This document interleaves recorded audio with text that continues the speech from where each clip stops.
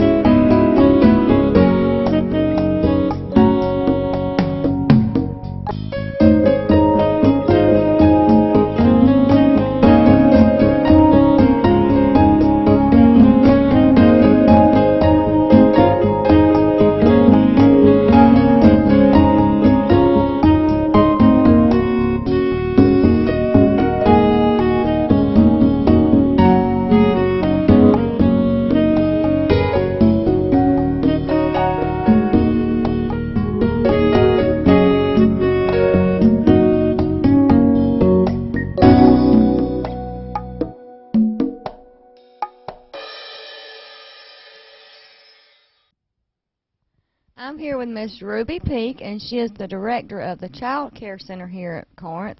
Tell us about your program. Well, we have about 35 children, 7 employees, and we do morning activities and lunch, and then we have after-school program. Now, I work right next door, and I think I've seen them out on the playground when it gets warm weather, having a ball out there. Yes, ma'am. They do. They love to go out on the playground, and we take them on field trips and do different activities like that. Now, is the daycare just for members of the church or anybody in the community? It's for anybody in the community. We accept ABC vouchers and, just anybody. And is there an age range? No, we start at 6 weeks, and we go up until the oldest we have here is 10. And what are some of the things that y'all do with the kids during the day? During the day, we have, like in this room here, this is the 2-year-old class, and that's when they start learning their colors. They're learning how to use the potty, colors and numbers and different things like that. And how many kids would you say you have enrolled here right now? 35. We got about 35 children right now. Well, every time I see them outside playing, they seem to love it here, and I love how you have these rooms decorated. It's nice and bright, and I'm sure they learn a lot here, and we thank you for everything you do for these kids here in Union County. Thank you so much. We enjoy them.